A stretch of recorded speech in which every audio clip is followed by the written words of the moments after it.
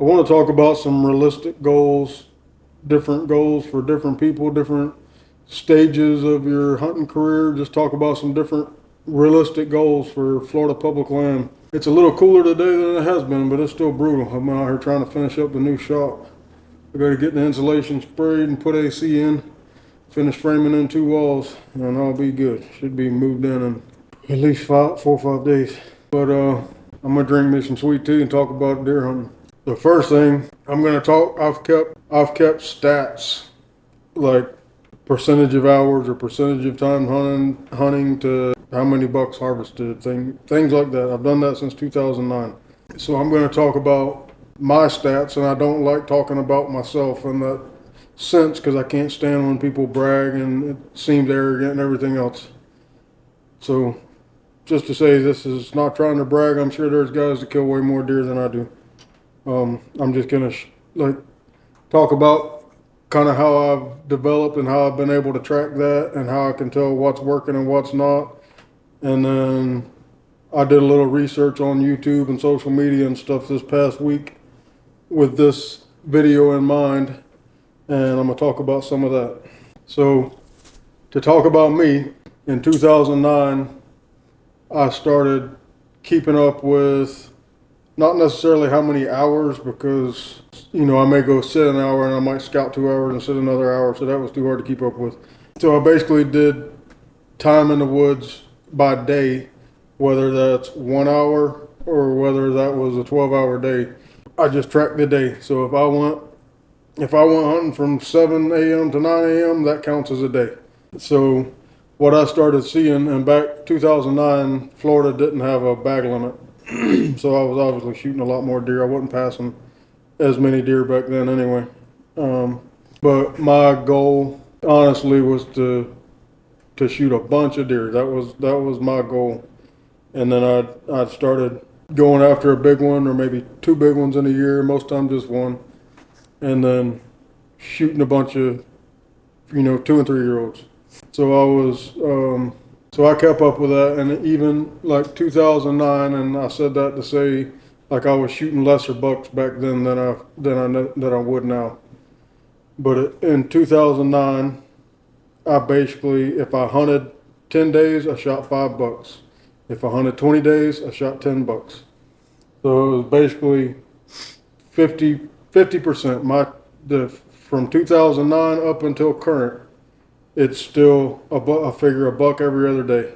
But now I'm figuring I've changed to where I don't really even consider the 2-year-olds an opportunity. Like, I'll shoot one occasionally, but now I'm trying, 4 years plus. So that percentage is staying the same. So this past season, I looked at it last night. This past season, I went to the woods 21 days. Which is terrible compared to 3 years ago, 4 years ago, before I had a little baby and got so busy in the shop. Before that, I think I was going almost 90 days. So, and that was the average. Obviously I'm not always the shooter, and I'm counting that in my chances if I had somebody with me, but we were prior to I'm gonna say I'd have to look back at dates, but even since we went to the 5 deer limit, I would just have different people with me. But we were still shooting anywhere between, 28 and 38 deer a season. So no matter what, it basically 50% of the time, 50% was my success rate.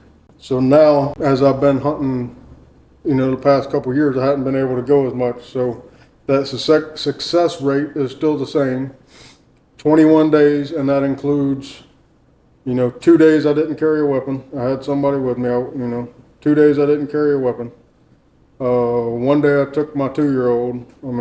Not gonna kill a lot like that. So I'm still figuring in them days where I know I'm not gonna shoot a deer. But I went to the woods, and so I'm counting that in my 21 days this year.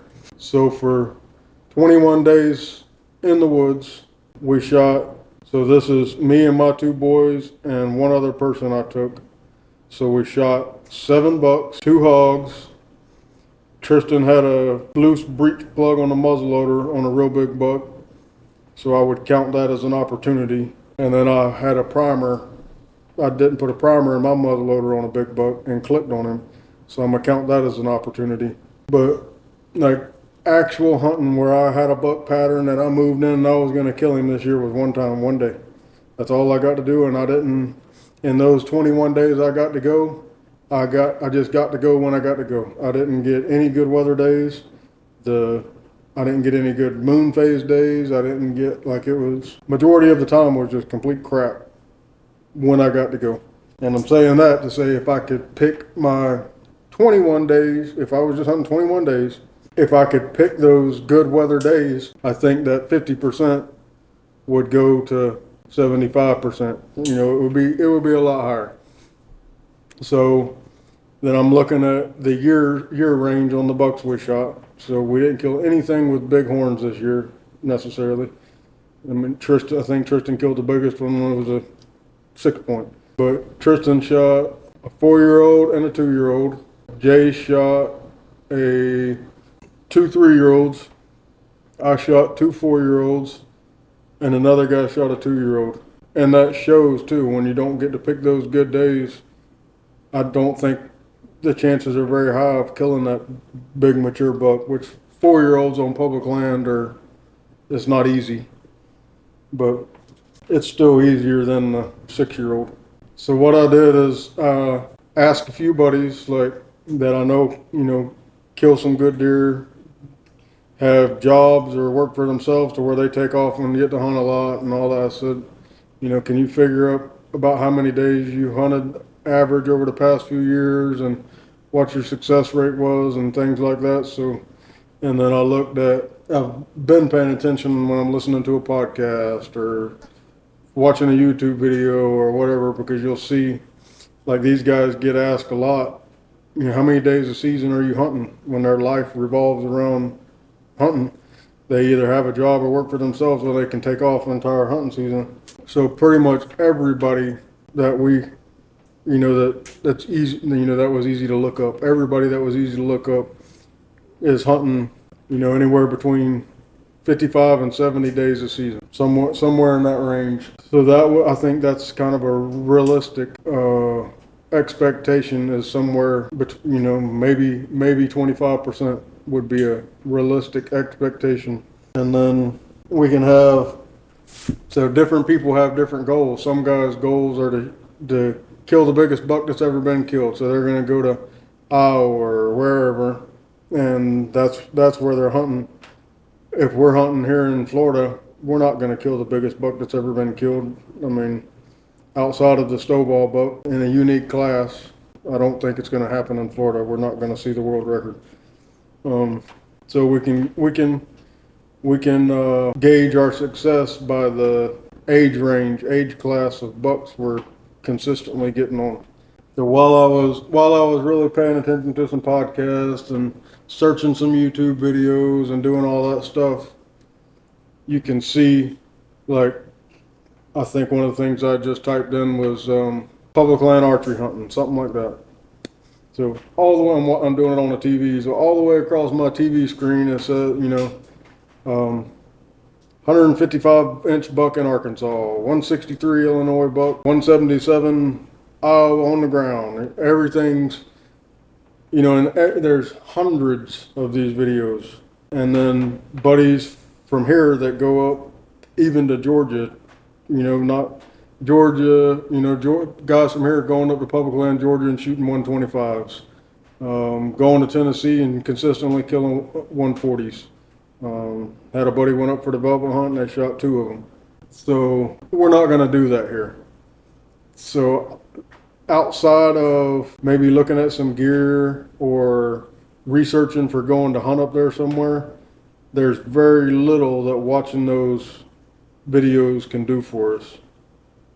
I mean, we can see how deer react. They get a lot of good footage. You can see how does react to bucks, or you can see how different things. More open terrain, they get better footage. You can just see what a deer does naturally. So there's some of that stuff we can learn from. But as far as hunting and moving in for the kill and things like that, there's very little. It would be compared to like the old monster buck videos and all that stuff that were, might as well been shooting tame deer. It's not really any different because there's just so many of them. I'm not saying it's easy to go kill a 150 in every other state.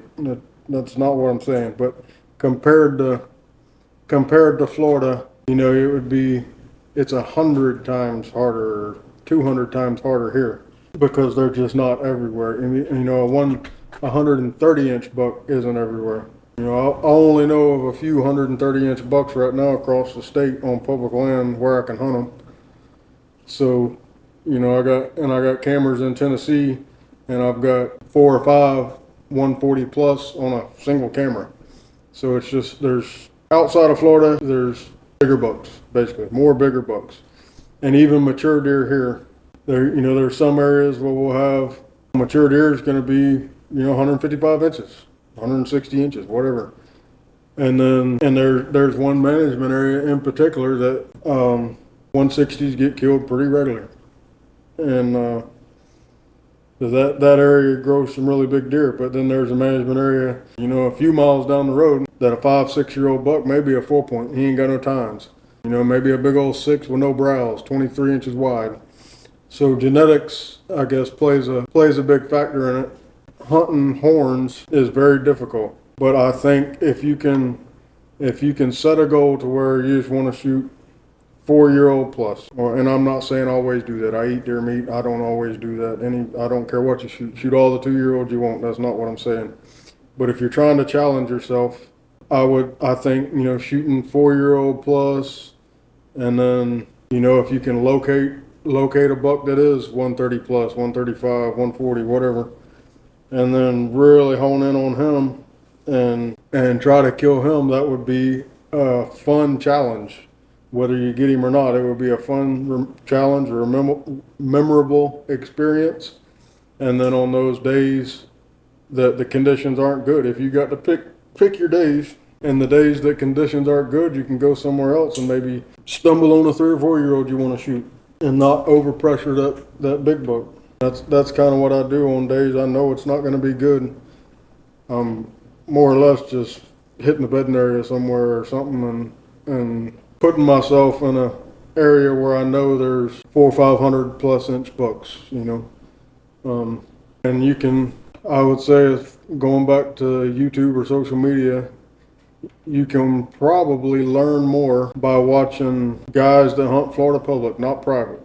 Guys hunting Florida public and basically being unsuccessful or shooting the first 2-year-old that walks by.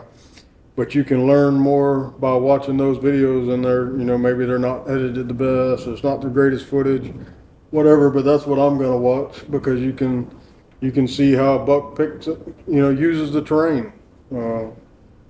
You can see a lot of different things, and maybe they say the date, they're hunting, and the management area, and you saw something happen this date, and it's that's nice to know. You can just learn little random things.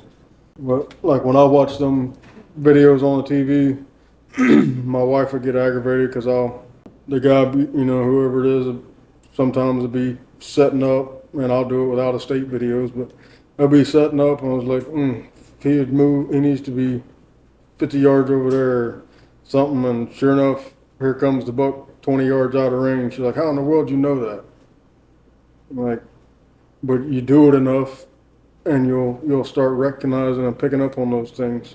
You can learn, a lot of guys, a lot of videos from Florida are guys sitting in big palmetto flats where they can see 600 yards, or on the edge of a cypress looking out into a palmetto flat, whatever it is, rifle hunting where they can see a long ways. But you rarely ever see a buck over 3 years old get killed like that. I mean, there's a few in the rut, and I understand exceptions, but if you look at how many guys are actually hunting that way to how many deer get killed, like it's barely above 0. So you can learn what not to do. And I'm sure there's situations you sit in a palmetto flat and kill a big one. If I even talked about it on a scouting video this year when we went in on hog hunt after deer season and jumped a bunch of bucks laying out in the middle of basically a filled palmetto patch because nobody had hunted out there, and that's where the hunting pressure had them pushed to. So there's instances. But on average, sitting where you can see 600 yards and, bushes that tall, probably not where the record buck's at. You can learn, there are some guys that like to really move around. They have a hard time sitting still. So you can see how they bump deer and they're constantly spooking deer and things they're doing wrong and learn from it. So I would just think, for entertainment purposes, if I wanted to watch 170-inch bucks get shot in Iowa, then I guess I would click on it, but I can't hardly stand it. It's like watching monster bucks to me. Nothing in it for me. A good video I did like from the hunting public. I watched it when I came to Georgia a couple years ago, I guess, and hunted that steep terrain, and Aaron killed a big buck. Like, the guys are good hunters, but they're choosing states that don't interest me, where there's just so many deer, there's so many big bucks. It doesn't compare to hunting Florida. So I like watching realistic, relatable stuff. So I'm gonna talk about my expectations this year, and I know my time is gonna be very limited, probably more limited than last year, honestly. I had somebody move a camper up close to a management area for me, where I'll have a babysitter. So if I get time, and because I have no babysitter in town anymore, my whole family moved to North Florida. So if I'm gonna have time, I can run up there and have a babysitter and still be able to put time in the woods. But that'll be a management area I've never stepped foot in my life. Haven't even got to scout it, haven't got to drive it, haven't seen it. So if I get to hunt it, it'll be new. Another thing I did is I did a little soul searching, and I never really used cameras too much as far as hunting. Maybe prior to the last couple of years, I've kind of focused in on them a little bit more, but I realized like it's making me lazy. So I got rid of all my cameras, basically. I kept 4, and all 4 of those are in one management area. So my brothers have the rest of them. So I'm basically not gonna be using cameras this year. Another thing is something always happens during bow season, and I don't really get to bow hunt. Like it seems to be since I think 2021 was the last year I actually got to bow hunt. More than, a evening here, a morning there, or whatever, in not great spot, nothing. Basically running somewhere and sitting up because I didn't have time to do anything else. So this year we'll see how it works out. I ain't locking myself into anything, but I may just archery hunt outside of some muzzleloader hunts where archery is not allowed. You have to carry a muzzleloader. Some of those hunts I'll do with the boys, and I'm sure I'll carry a muzzleloader or film them with a muzzleloader or something. But outside of that, I may just carry my bow and try to shoot more, try to get more shots, because I guess you can't always see it in the videos because some bucks I don't get footage of, and then that's the reason I didn't shoot them. I had one real good one last year that I thought was a 4-year-old that I didn't shoot because I didn't get footage of them, but it would have been an easy, I don't remember, 50, 60 yard broadside shot, but before I got record on the camera. So you didn't get to see that one, but you can see some I passed that I may, if I'm archery hunting, I may go ahead and shoot. I've got about 1 deer worth of deer meat left now, so I'm about to be out of deer meat. So me or the boys need to kill one pretty quick. Another thing I noticed, well, not noticed, but really caught my attention when I was going through some of the social media stuff and podcasts and YouTube videos is, there's bad information everywhere in every state. Terrible information. Guys starting YouTube videos that's only killed 2 deer and they're doing how-to videos. So there's bad information everywhere, but it seems Florida, and it may just be because I see more of it being in Florida, but there's some absolutely terrible information in Florida, and then the average guy doesn't know. The average guy is seeing a 75, 80-inch buck and saying it's a 3-year-old and saying it's just an absolute giant and all this stuff, when people that guys that consistently hunt the way I do and get on good bucks aren't even going to shoot that. You know, it's that's a buck that we would let walk, hoping he gets to be one of the 150s. You know, if he's still under 100 inches at 4 years old, then yeah, maybe shoot him. But even on public land, I can kind of pick and choose the age class I want to shoot. And you know, in some areas, you know, once a deer gets to 4 years old, either somebody's going to get lucky and kill him in the rut, or like for instance, a big buck I was hunting, I'd actually should have killed him already one time a few years ago. It was a 16 point, scored mid 140s. A guy stayed at the bar too late and came into the woods to get in his stand, hung over, and crashed through a palmetto patch and jumped the deer up and shot him.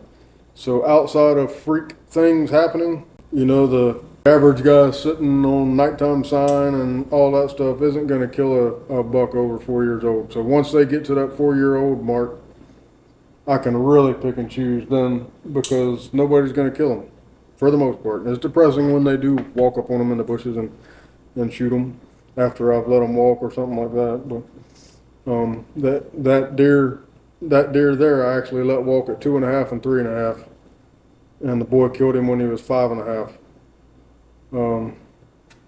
So I mean, if I would have killed a mid 140s on public land, that would have been, you know, that would have been well worth it to me to let that deer, you know, let him walk at 80 inches and 115 inches. So, but I would set realistic goals on, you know, going back to talking about me again.